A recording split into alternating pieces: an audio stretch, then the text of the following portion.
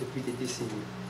Seigneur, ma prière, c'est que ta pensée, Seigneur, la parole puisse transformer, puisse nous donner, Seigneur, cette force, cette capacité, puisse éclairer nos vies, puisse, Seigneur, illuminer, Seigneur, être une lampe à nos pieds et une lumière sur nos sentiers, afin que nous puissions marcher à la lumière de ta parole. Seigneur, nous bénissons ce moment particulier. Merci pour l'entendement spirituel que tu donnes à tout un chacun. Merci pour cette onction, Seigneur, parce que nous ne voulons pas écouter comme n'importe qui, mais nous voulons écouter comme des disciples ce matin. Merci Père, au nom de Jésus. Amen. Amen. Amen. Amen. Comme venait de le dire le pasteur, effectivement, la pierre angulaire arrive à un moment tout à fait particulier de l'histoire de l'Église, de son Église, de son existence. Amen. Tous ceux qui ont, ne fût-ce que une vision des choses, vous allez comprendre qu'en ce moment, il y a quelque chose qui se passe. Je vais essayer d'être un peu plus clair. Vous remarquez qu'aujourd'hui, il y a des réunions qui se passent, il y a des conventions, on choisit la pierre angulaire. Alors moi, ça tilte. Je me dis, Seigneur, qu'est-ce qui se passe? Les apôtres vont venir, les conférenciers viennent, c'est la pierre angulaire. Alors, si on choisit le pasteur, en fait, c'est l'église, la pierre angulaire qu'on a choisie. C'est qu'on estime que le pasteur a quelque chose. Amen. Amen. Mais est-ce que nous, l'église, nous avons cette chose-là? C'est la question que je me suis posée. Alors, comme il s'agit de conquête des territoires que le diable nous a volés pendant des décennies, et qu'il est important que l'église que nous sommes, que toi et moi, nous puissions récupérer, reconquérir ce que le diable a pris, alors c'est que quelque part, il y a quelque chose qui cloche, qui n'est pas normal. Alléluia. Amen. Et j'aimerais partager ce matin cette pensée que Dieu m'a mise à cœur, parce que je me suis rendu compte que Dieu est en train, effectivement, de recruter des hommes et des femmes. Il ne les recrute pas juste pour le plaisir de garnir une salle comme celle-ci, parce que comme je le sens dans mon esprit, c'est que bientôt nous allons nager dans des eaux profondes. La pierre angulaire a toujours été ce qu'elle a été, mais Dieu a décidé peut-être autrement.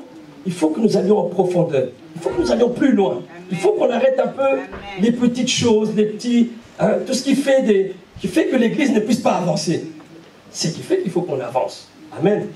Alors Dieu recrute des hommes et des femmes. Il ne les recrute pas pour le plaisir de recruter, parce qu'il veut non seulement les équiper, mais aussi les organiser. Parce que Dieu n'est pas un Dieu de désordre, c'est un Dieu d'ordre. Il veut équiper son armée, ses enfants, ses filles, ses fils, pour aller à la reconquête des territoires que le diable nous a volés. Le diable a établi un QG quelque part. Mais nous, en tant qu'Église, nous sommes appelés, une fois à équiper, une fois organisés, et mieux encore, une fois disciplinés, à aller dans le territoire de l'ennemi, récupérer tout ce que le diable nous a volé. Amen. On ne peut pas parler de libérer la France si nous-mêmes nous ne sommes pas libérés. Amen. Alléluia. Amen. On ne peut pas parler de la libération de la France. La France, les Français nous observent. Ces gens-là, depuis qu'ils sont venus avec leurs églises, ils nous observent ce que nous faisons. Comment nous nous comportons? Est-ce que ça leur donne envie de venir? De croire même? Alors, à un moment donné, il faut que la bassesse s'arrête. Il faut à un moment donné qu'on élève le débat, comme on dit dans le terme politique. Qu'on élève un peu le débat, qu'on prend à la dimension où que Dieu veut que nous puissions arriver. Je vais lire le psaume 73.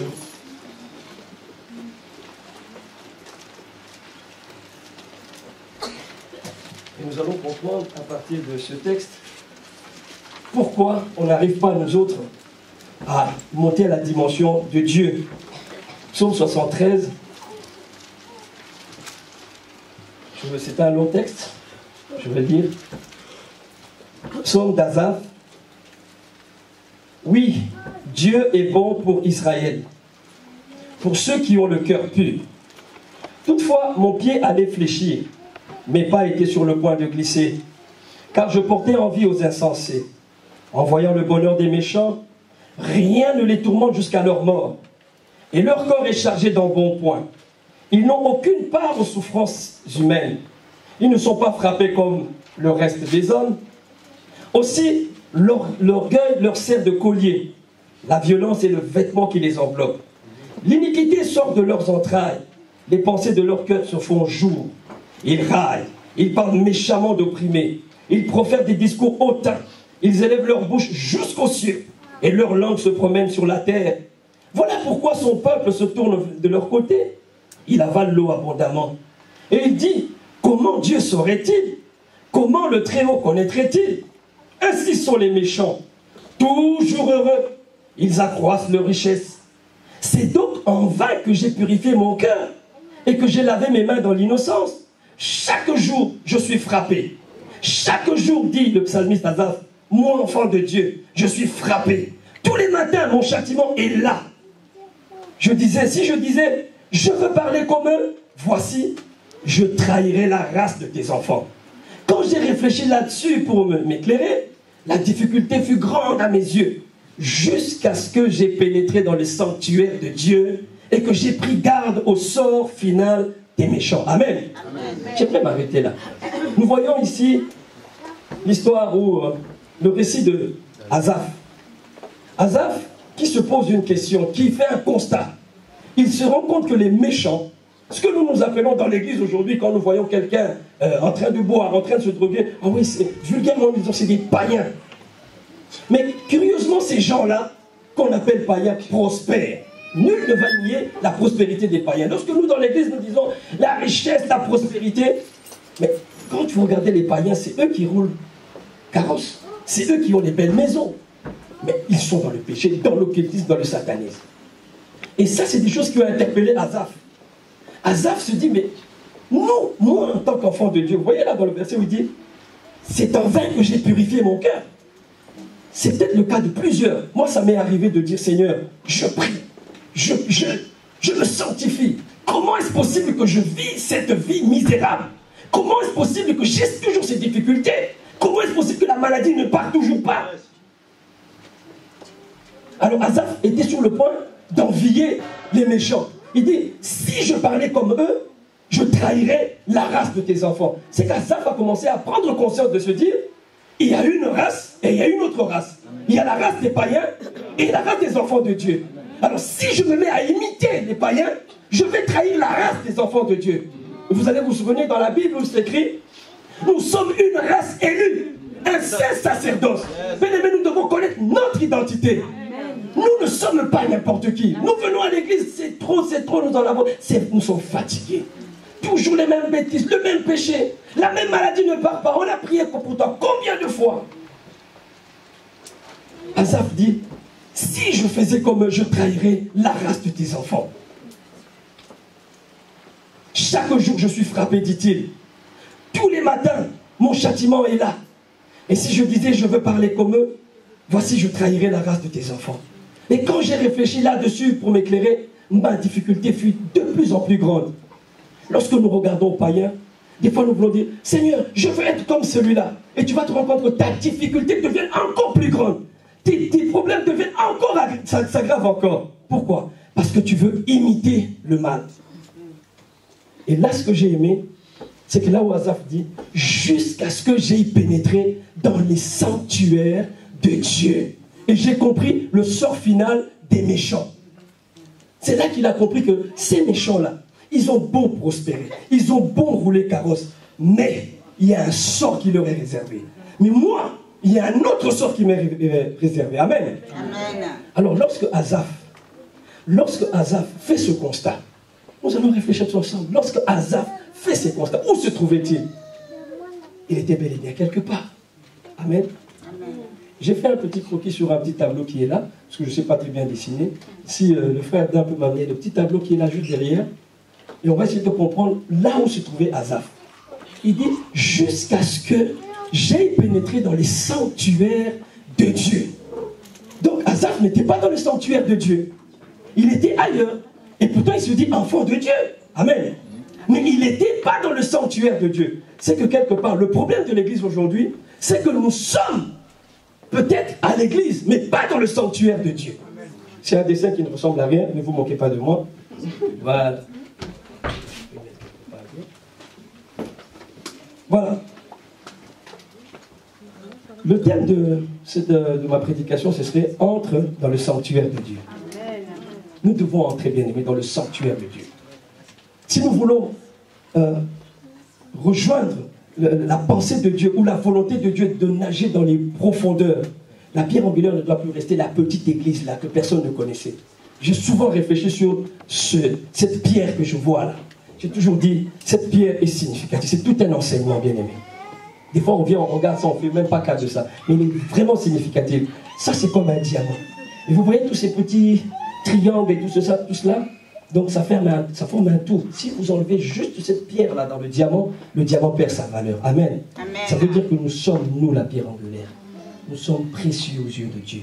Amen. Nous avons de la valeur aux yeux de Dieu. Amen. Alors, tant que nous ne serons pas dans le sanctuaire, nous resterons en dehors du sanctuaire, nous ne verrons pas la gloire de Dieu. On peut prier, on peut jeûner. Nous devons quitter maintenant le lieu où était Asaph pour entrer dans le sanctuaire. Alors, pour mieux comprendre cela, j'aimerais un peu parler juste du temple. Dieu avait dit à Moïse, tu me feras le tabernacle selon le modèle que moi, Dieu, je te montrerai. Le problème, il est là. Dieu dit à Moïse, tu fais le tabernacle selon, vous lirez ça dans l'Exode, puisqu'on n'a pas assez de temps. Dieu dit à Moïse, tu feras le tabernacle, le temple, selon le modèle que moi, Dieu, je te montrerai. Pas le modèle d'une église. Nous sommes la pierre angulaire. Nous ne sommes pas, je ne sais pas, le refuge. Nous ne sommes pas ICC. Nous ne sommes pas, je ne sais quelle église. Nous sommes la pierre angulaire. Avec une particularité, la pierre angulaire, qui est celle que Dieu nous a donnée. Amen. Donc nous ne sommes pas là pour imiter telle église ICC, ou nous ne sommes pas pour imiter tel autre pasteur. Nous avons une particularité. Amen. Amen. Tu feras le tabernacle selon le temple, selon le modèle que moi, Dieu, je te montrerai. Amen. Et Dieu lui dit de faire le tabernacle. Et le tabernacle, c'est ce que j'essaie de dessiner ici, c'est quoi? C'est le temple. Le temple, Dieu l'a divisé en 3 parties. Il y avait une première partie. Cette première partie ici que vous voyez, ça s'appelle le parvis. La deuxième partie, c'est ce qu'on appelle le lieu saint. Et cette troisième partie, c'est ce qu'on appelle le saint destin ou le lieu très saint. Et notre problème, il est là. Asaph, et cette partie, ça c'est le parvis, le lieu saint, le lieu très saint. Ces 2 parties forment ce qu'on appelle le sanctuaire. Le lieu saint et le lieu très saint, c'est cette partie qu'on appelle le sanctuaire de Dieu. Amen. Le sanctuaire de Dieu. Alors, lorsque Asaph était en train de parler, de constater, à votre avis, où il se trouvait? Dans les parvis. Il était dans le parvis. Amen. Il était dans le parvis. Et dans le parvis, il y a 2 composantes. La première composante, je vais les expliquer. Ici, vous avez ce qu'on appelle la cuve des reins. À la base, ici, il y a une porte. Vous vous souvenez que Jésus a dit qu'il est la porte des brebis, n'est-ce pas?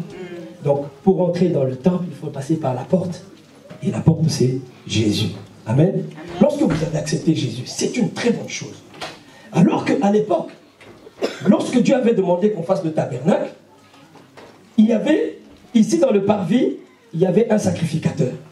Celui-là était là pour recevoir tous les gens qui venaient.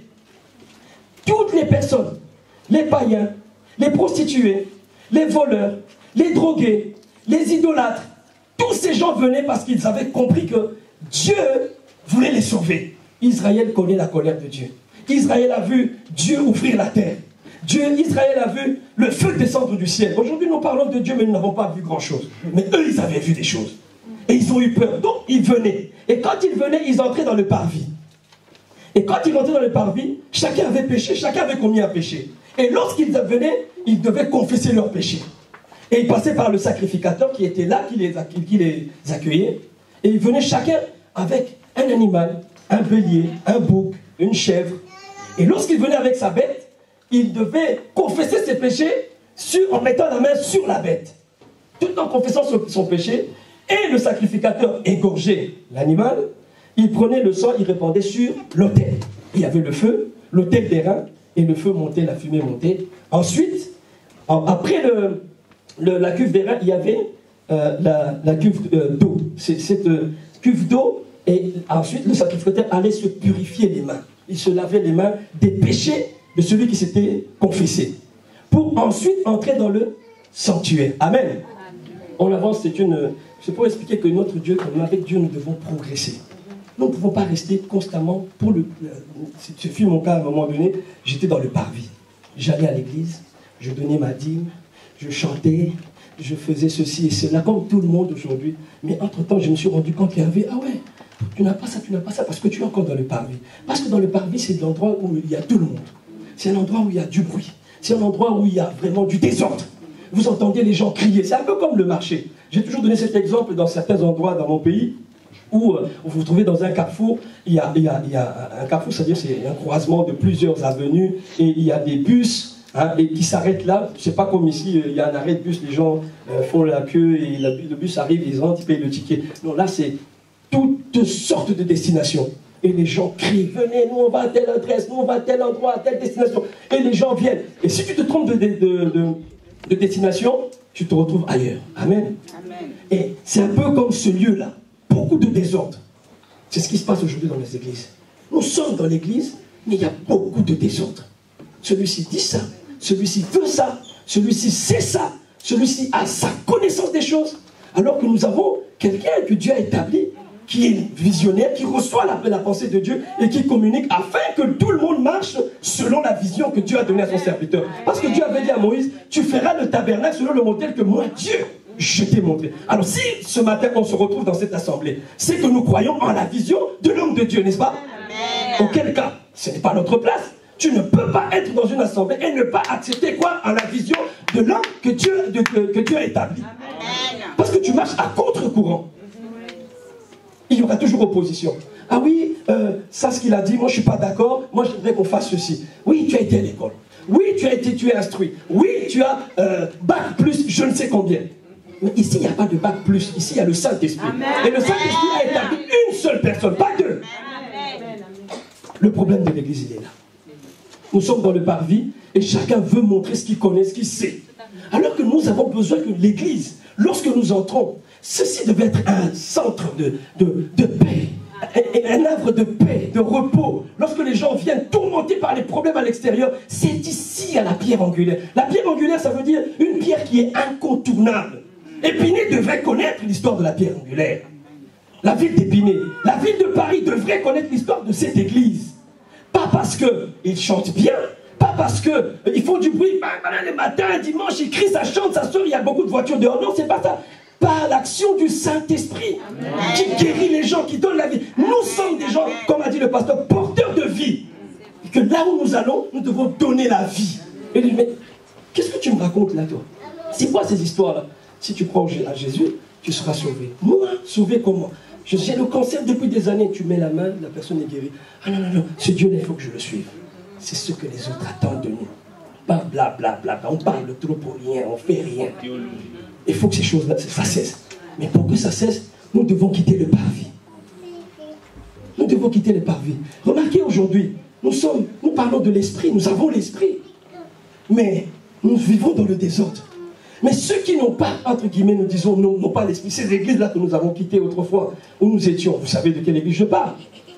Eux, ils ont gardé ce modèle-là.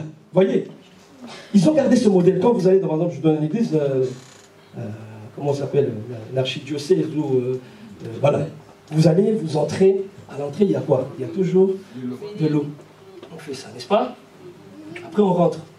Des fois, avant de venir à l'église, tu étais avec ta copine, vous racontez vos bêtises de la nuit du samedi soir, où tu étais en train de fumer ta clope, et une fois que tu arrives avant l'église, tu éteins, tu mets l'eau là. Ça ne t'a pas changé, c'est les formes extérieures. Parce que le parvis, c'est l'endroit des lieux, des formes extérieures. C'est ce que nous sommes aujourd'hui. Nous sommes dans l'église avec des formes extérieures, l'apparence.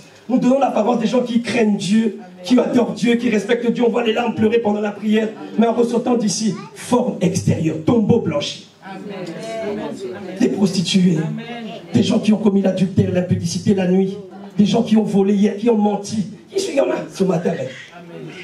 Il faut que ces choses-là, ça cesse. Nous devons quitter le parvis. En même temps, le pasteur là n'a pas de puissance.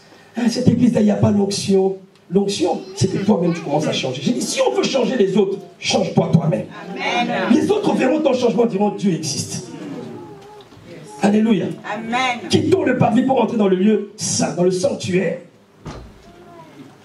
Nous devons quitter le parvis. Alors, la cuve d'eau qui renferme l'eau devant là où le sacrificateur devait se purifier avant d'entrer. Parce que pour entrer dans le lieu saint, il faut se purifier, il faut être pur. Et le sacrificateur y entrait, après s'être purifié. Aujourd'hui, nous parlons toujours des formes extérieures. Aujourd'hui, nous avons nos frères de l'islam. Vous voyez, avant de faire leur prière, qu'est-ce qu'ils font? Des ablutions. Ils prennent de l'eau, les mains, ils lavent les pieds, la tête, les oreilles, je ne sais plus trop quoi. Après, ils rentrent, ils vont prier.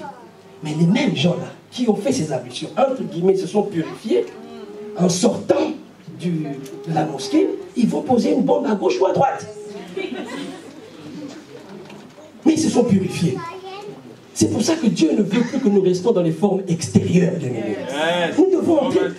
Vous savez, Dieu, lorsque je vois ça, je comprends une chose.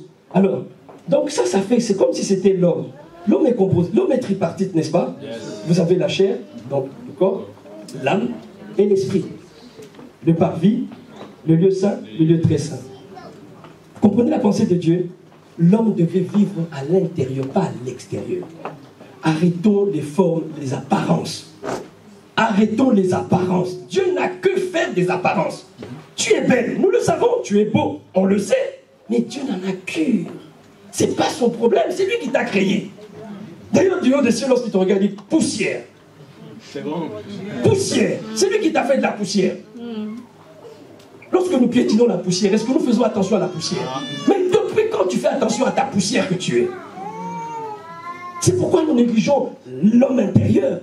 Parce que nous croyons qu'il faut que je sois, qu'on me voit, qu'on sache que.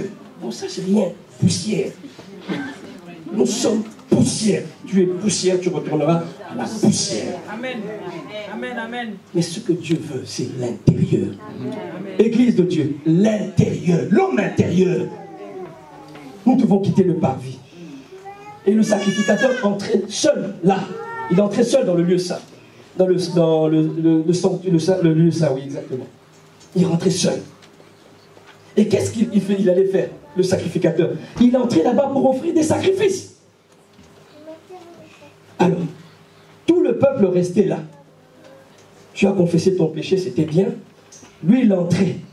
Il était seul à entrer. Mais la parole de Dieu nous dit dans Apocalypse et dans 1 Pierre que Dieu a fait de toi et de moi un royaume de sacrificateurs pour Dieu. Amen.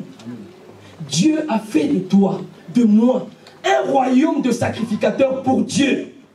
Donc, ce n'est plus le seul et l'unique sacrificateur qui est entré là.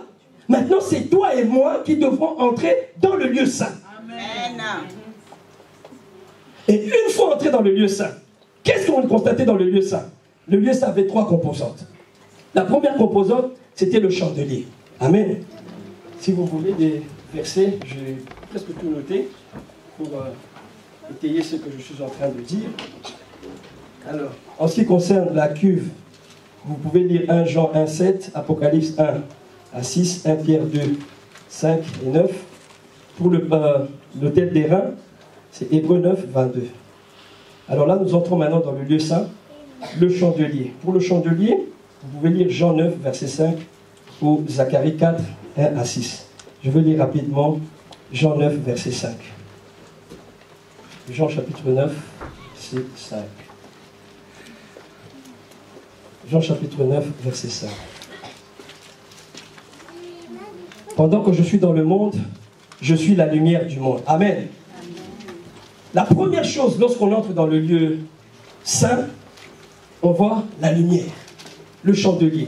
Le chandelier, c'est ça ce que j'ai dessiné là, c'est des formes de lampes hein, avec des bougies au-dessus, et ça devait rester constamment allumé. Et Jean dit que Jésus-Christ est la lumière. Est-ce qu'il y a quelqu'un qui n'a pas encore reçu Jésus-Christ ici, dans cette salle? Ce n'est pas une honte, parce que ce serait un avantage pour toi aujourd'hui de recevoir Jésus-Christ. Par contre, si tu l'as reçu, le sacrificateur, lorsqu'il rentrait dans le lieu saint, il avait comme tâche de maintenir constamment ce feu allumé.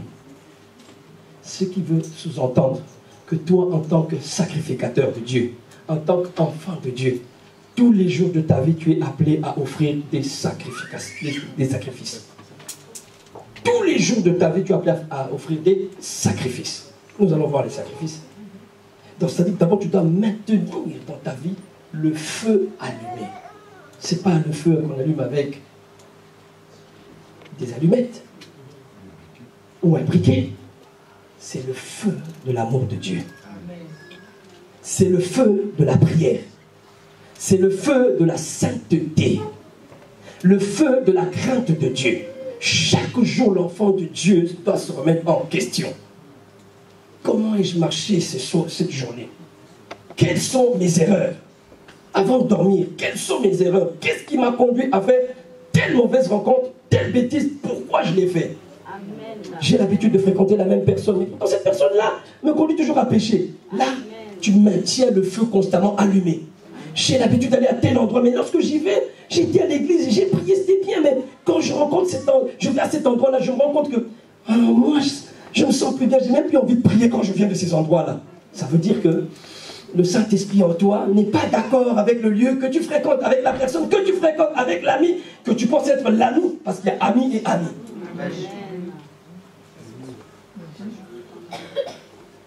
Tu t'accroches à cet ami-là, c'est vrai.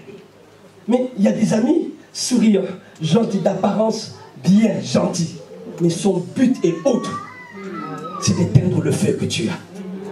Réalise un peu. Tu veux aller à l'église. Ah, mais tu vas aller quand même mardi, non? C'est pas méchant ce qu'il dit, tu vas aller quand même mardi. Mais c'est méchant pour ton esprit. Il est en train d'éteindre ton feu. Mais Jésus revient bientôt. Jésus revient bientôt. Ces endroits que tu adores, les samedis, lorsque tu y vas, regarde-toi aujourd'hui à l'église. S'il y a quelqu'un qui baille, c'est toi. Tu es fatigué. Tu es fatigué. Alors que si tu t'étais dit, parce que j'ai dit, Dieu recrutait des hommes et des femmes pour non seulement les équiper, les organiser, puis les discipliner. Ce qui manque dans l'église, c'est la discipline. C'est la discipline, bien-aimé. On n'est pas discipliné. On n'est pas discipliné. Être disciple de Jésus, dans le mot disciple, il y a discipline. Tu ne peux pas suivre Jésus dans le désordre. Il faut être discipliné en Christ. Se donner une ligne de conduite. Je dors à telle heure parce que demain, il y a ceci. Je fais ceci jusqu'à telle heure parce que on a vu jeudi comment prier. Malheureusement, l'église ne vient pas jeudi pour les enseignements. Or, l'église a été bâtie sur les enseignements des apôtres. Alors, tu ne connais pas Dieu. Comment peux-tu servir Dieu? Pourquoi aujourd'hui les pasteurs sont devenus les béquilles des fidèles? Les serviteurs de Dieu sont devenus les béquilles. Parce que tout simplement les gens ne veulent pas eux-mêmes devenir sacrificateurs. Ils veulent que les pasteurs fassent. Et raison pour laquelle le pasteur l'a dit récemment. Si un jour il s'habille en toge rouge, avec une bande sur la, je ne sais pas, une bandana sur la tête rouge, des lunettes bleues, Dieu m'a dit que c'est comme ça que je vais vous bénir. Les gens vont accepter. Comprenez pourquoi aujourd'hui beaucoup de femmes sont engrossées par, entre guillemets, les hommes de Dieu. Comprenez aujourd'hui pourquoi aujourd'hui il y a beaucoup de bêtises dans les églises. Nous parlons de l'église qui doit aller délivrer la France. Mais l'église, ce qu'elle vit, ce qu'elle fait, ces gens-là le savent. Lorsque vous allez dans un hôtel avec une sœur, est-ce que Dieu ne vous voit pas?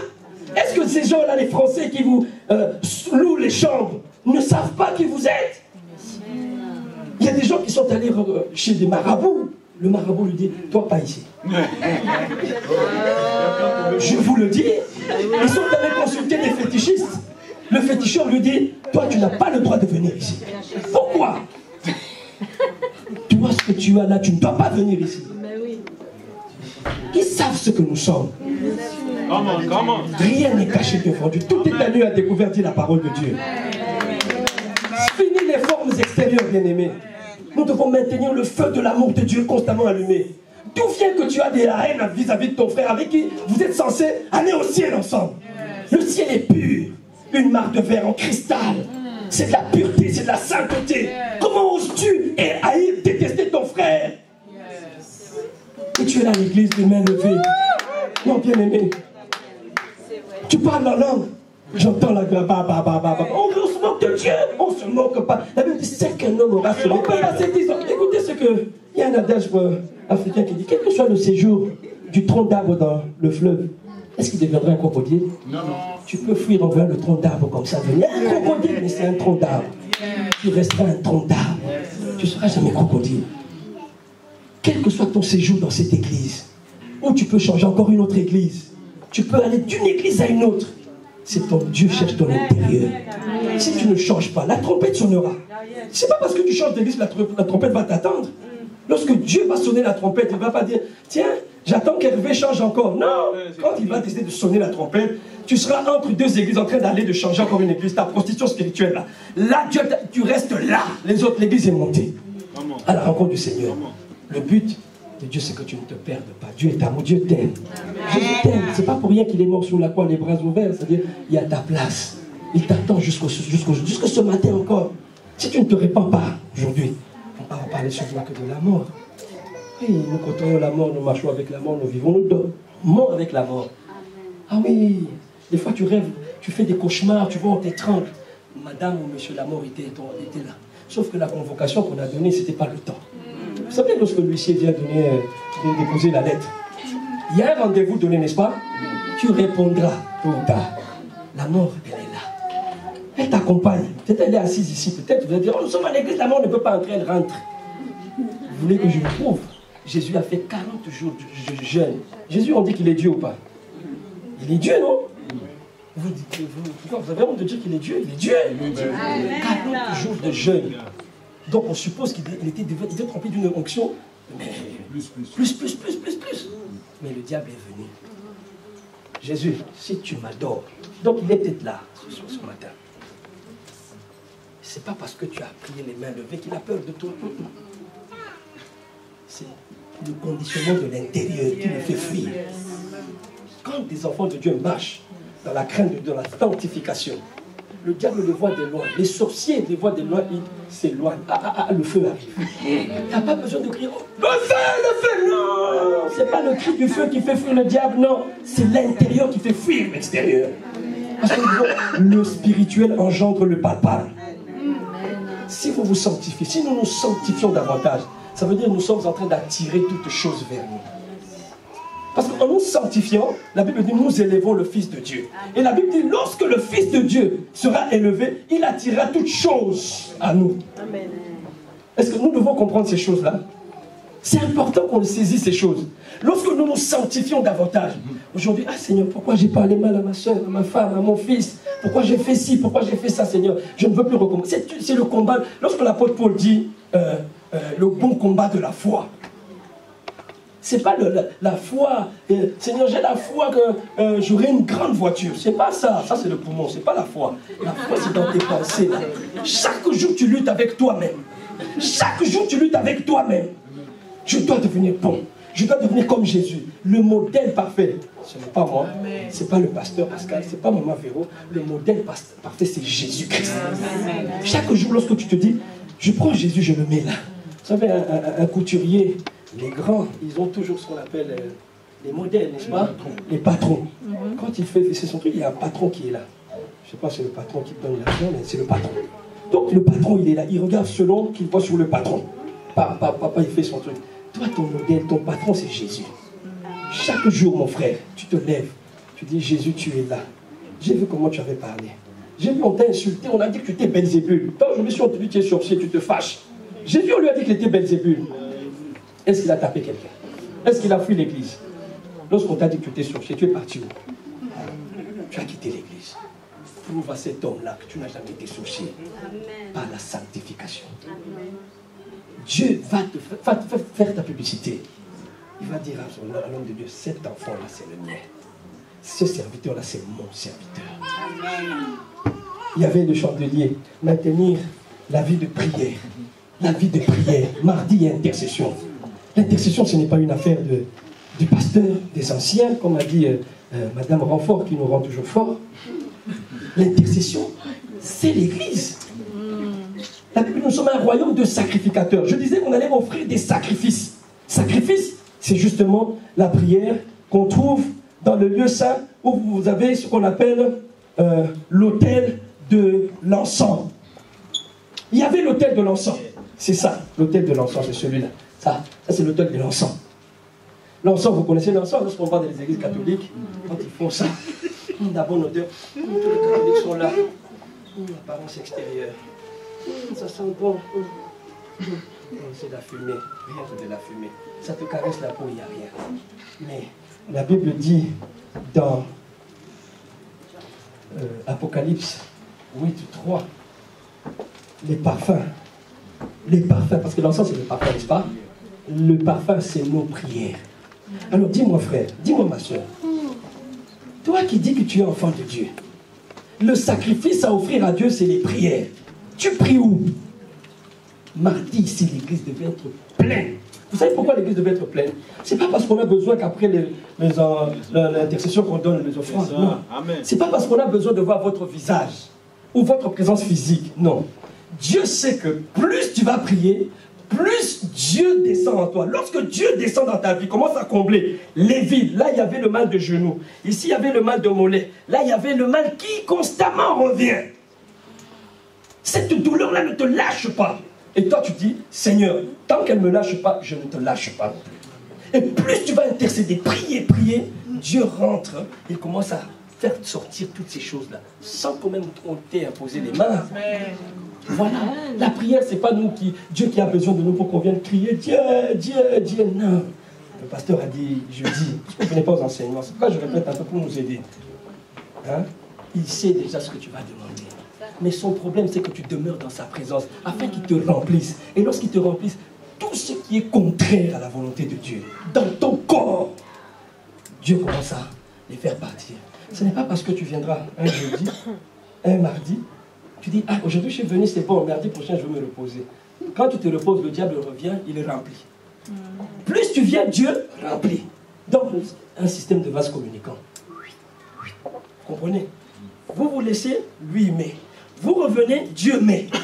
Alors il faut que maintenant tu te décides. L'intercession, ça devait être ta priorité. Les enseignements devaient être la priorité de la pierre angulaire. Nous voulons libérer la France. Moi, je suis convaincu que si nous nous déterminons, nous décidons la pierre angulaire ne sera pas un mot. Ce ne sera pas ce dessin qu'on voit Assemblée chrétienne, Christ, la pierre angulaire. Ce sera une réalité. Un jour, vous allez voir le maire venir ici. J'ai entendu parler de ce que Dieu fait ici. Voilà, nous avons tel problème avec la délinquance. Le pasteur dimanche qui a prêché, il a dit quoi? Qui ont tué les Français au Bataclan, à Nice? Ce sont nos enfants ici. Lorsqu'on nous les prend là, oui, vous avez frappé votre enfant, la DAS récupère. Après, il n'arrive plus. Quand ils nous le remettent, ils nous remettent des terroristes, des gens détruits. Hein? Ils sont endoctrinés, on lave leur cerveau. Après, ils vont en Syrie. Quand ils reviennent, ils sont sans cœur, sans pitié. Ils peuvent entrer là, Kalachnikov, tous. Mais ce n'est pas les Syriens, c'est les nôtres. Ils ont étudié ici. Nous avons prié mardi pour nos enfants. Tu étais où? Peut-être tu vas dire, oh non, je n'ai pas d'enfant. Tu en auras. Parce que la Bible dit, dans la maison de Dieu, il n'y a pas femme qui avorte, encore celle qui est terrible. Ça veut dire que ton temps est arrêté quelque part. Tu en auras. Que tu veuilles, tu en auras. Yes.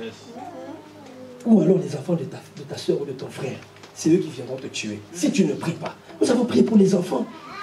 Nos enfants sont endoctrinés. Vous savez par quoi? Ce n'est pas seulement par les djihadistes et l'islam. Mais il y a aussi les jeux vidéo. Tout est bien. Le diable a tout conçu, tout préparé. Parce que nous tendons vers... Vous croyez que le diable ne sait pas que Jésus revient bientôt? Il le sait. Alors il est en train de multiplier piège sur piège.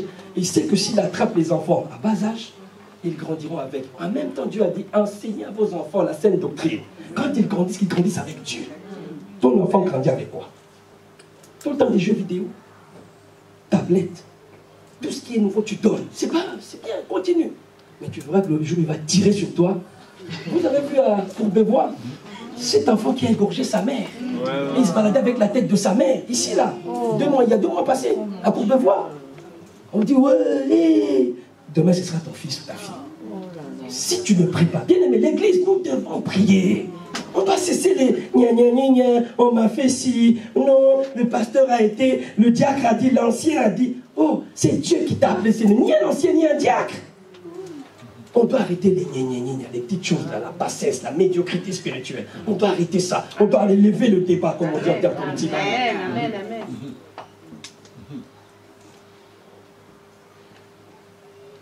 Là, l'ensemble, nous devons offrir des prières. Prier. Intercession, on doit être là. Les enseignements. Pourquoi les enseignements? Il y a ça. Comment tu l'appelles? On l'appelle la table des pains de proposition. La table des pains. La Bible dit quoi? L'homme ne vivra pas de pain seulement, mais de toute parole qui sort de la bouche de l'Éternel. Il y avait là la table des pains. Le pain, c'est la parole de Dieu. C'est pourquoi on parle des enseignements jeudi. Vous croyez que les enseignements, c'est le programme du pasteur, parce qu'il n'a rien à faire. Il dit, donc je m'ennuie, il faut que vous veniez me tenir compagnie jeudi et mardi. Non, parce que Dieu sait que plus vous avez la connaissance, parce que la Bible dit dans Jean 17, verset 3, oh, la vie éternelle, ceux qui te connaissent, toi le seul vrai Dieu, et celui que tu envoies ton Fils, Jésus-Christ. Est-ce que tu connais Dieu? Tu demandes, Dieu bénis-moi. Est-ce que tu connais celui-là qui bénit? Comment il bénit? Comment il fonctionne? Comment il parle? Comment il agit? Est-ce que tu le connais? Sur les Champs-Élysées ou devant l'Arc de Triomphe, je crois qu'il y a un truc, c'est écrit, il y a un soldat inconnu. On ne le connaît pas, c'est qui? Mais on vient le vénérer chaque année. On ne le connaît pas. Est-ce que vraiment c'était un soldat? Un soldat inconnu. C'est ce qu'il y a dans les églises aujourd'hui. Nous prions un Dieu qu'on ne connaît pas. Le Dieu d'Abraham, le Dieu d'Isaac, le Dieu de Jacob. Oui, c'était leur Dieu parce qu'il l'avait rencontré. Est-ce que tu as rencontré Dieu? Lorsque Abraham dit, il l'appelle Jéhovah Jireh. Tu entends les gens dire, Dieu Jéhovah Jireh, pour voir mes besoins. Dieu dit, oui, je le suis, parce qu'Abraham m'a rencontré, parce qu'il a obéi. Est-ce que tu obéis, toi, pour être qu'il soit Jéhovah Jireh pour toi? Est-ce que tu obéis pour qu'il soit Jéhovah Rapha pour toi? Est-ce que tu obéis? Est-ce que tu marches avec lui? Parce que l'expérience d'Abraham, ce n'est pas forcément ton expérience. Tu n'as pas mis ces choses dans la Bible pour que tu commences à appeler le Dieu d'Abraham, bénis-moi, non, ton Dieu. Aujourd'hui, on va dire le Dieu de Pascal Ratanda. Fais du bien à cette église. Parce qu'il l'a rencontré. Tu as des enfants, frères. Ils ont besoin un jour de dire, lorsqu'un jour, tu seras peut-être vieux, fatigué, croulant d'ailleurs, ton fils dit, mon père, je me souviens, il chantait un Dieu. Il chantait ce Dieu-là. Et je me souviens du Dieu de mon père. Du Dieu de mon père, Jean-Marc. Est-ce que tu crois qu'un jour tes enfants pourront dire le Dieu de mon père? Comme avec David, comme avec Osias, qui se souvient un jour, il dit le Dieu de mon père David. Il avait fait ceci. Il avait purifié Jérusalem des hauts lieux, des statues. Le Dieu de David, mon père. Mais où est ton Dieu à toi? Est-ce que tes enfants demain, parce que tu es appelé à en avoir. Si nos parents ne nous ont pas montré le chemin de Jésus, mais Dieu aujourd'hui a ouvert la porte pour que la famille soit sauvée. Crois au Seigneur Jésus, tu seras sauvé, toi et ta famille. Yes. Donc tu es la porte par laquelle ta famille doit être sauvée. Yes. Si demain ta mère, ton frère, ton cousin, que tu es va en enfer, tu es responsable. Yes. Tu es responsable parce que ton père ou ta mère n'ont pas connu le Jésus que tu connais aujourd'hui. Et ils étaient là. Ils s'arrêtaient là, ils rentraient. Tac, tac. Whisky. Et puis revenez.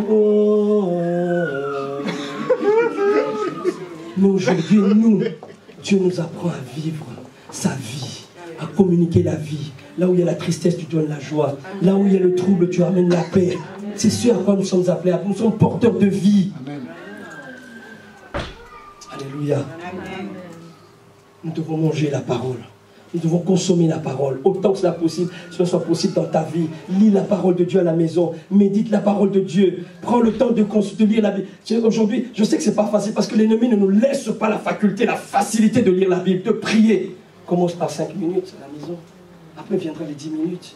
exerce-toi. Le psalmiste dit, Dieu exerce nos mains au combat et nos doigts à la bataille. Ça veut dire tous les jours de notre vie, lorsque tu fais un exercice de lecture de la parole, un exercice de prier, demain tu refais, tu commences à sentir cette envie te vient lentement mais sûrement, progressivement tu avances. C'est pourquoi notre Dieu est un Dieu de progrès spirituel. Je souhaite que tu prospères à tous égards, que tu sois en bonne santé. Quand prospère l'état de ton âme? Ton âme est morte. Mais comment veux-tu prospérer matériellement, financièrement? Comment? L'Église, nous voulons aujourd'hui parler. Oui, c'est vrai, il y a des gens qui sont riches dans ce pays, qui roulent carrosse, qui ont des belles voitures, qui ont des maisons, qui sont influents. Ils peuvent nous faire fermer cette Église. Nous allons nous mettre à genoux. Dieu va dire oui, je veux bien. Mais vous faites quoi pour moi? Pour que moi j'intervienne. Là est la question. Si on est correct, conforme à la parole de Dieu, il se lèvera, il combattra pour nous. Lorsqu'il dit garder silence, je combattrai pour vous. Vous croyez que garder silence, ça veut dire, tu es là, tu fais le silence de la prière. Tu es dans la prière, personne ne te voit, personne ne t'entend, on ne t'entend même pas. Mais quand tu es seul, personne ne sait que tu pries. C'est comme si tu étais silencieux. Et Dieu est en train de faire ce qu'il a envie de faire parce que tu l'honores. Alléluia. Amen. Nous allons avancer parce que je ne sais pas si j'ai dépassé le temps, il me dit. Donc, je vais aller vite. Et maintenant, il y a le lieu très saint. Le lieu très saint, la Bible dit que le sacrificateur, le souverain sacrificateur, entrait une fois l'an. Et avant d'y entrer, on lui a attaché une corde avec des clochettes. Et il entrait là-bas, au cas où il a rentré là-bas. Et que Dieu n'accepte pas le pardon des péchés. Et que lui-même était pécheur. Il mourrait là-bas. Alors les autres tiraient la corde, on le sortait, on allait l'enterrer. Quand tu viens dans la présence de Dieu, dans quelles conditions tu viens? Je vois les gens venir en retard à l'église, ils rentrent, ils s'assoient, Alléluia, Alléluia. Tu as triché, tu as même fraudé le bus, le tramway. Tu ne te répands même pas. Tu rentres, Alléluia, tu rentres. Dieu était déjà là à 10 heures. Quel respect tu as pour ce Dieu-là? Dieu, ça commence par des choses, des petites choses. Le respect de Dieu. Ce lieu, ce n'est pas un bar. Vous savez, dans un bar, dans une boîte de nuit, chacun vient à son heure. Je suis allé dans les boîtes de nuit. Il y en a, nous, on disait, c'est à partir de 2 heures du matin. Or, celui qui fait sa boîte de nuit, il a besoin que les gens viennent tôt. Pourquoi tôt? Parce que plus il y a plus de recettes. Amen. Alors nous, on disait, il faut aller à 2 heures du matin. C'est sûr, à ce moment-là, il y a ci, il y a ça, il y a ça, c'est l'ambiance, là, on vient, hein, on explose. Le respect, on ne l'a pas pour la boîte de nuit. Parce que c'est un lieu de désordre, un lieu de péché. Est-ce que si c'est un lieu, c'est une boîte de nuit? Vous venez quand la louange. Vous croyez que c'est une boîte de nuit?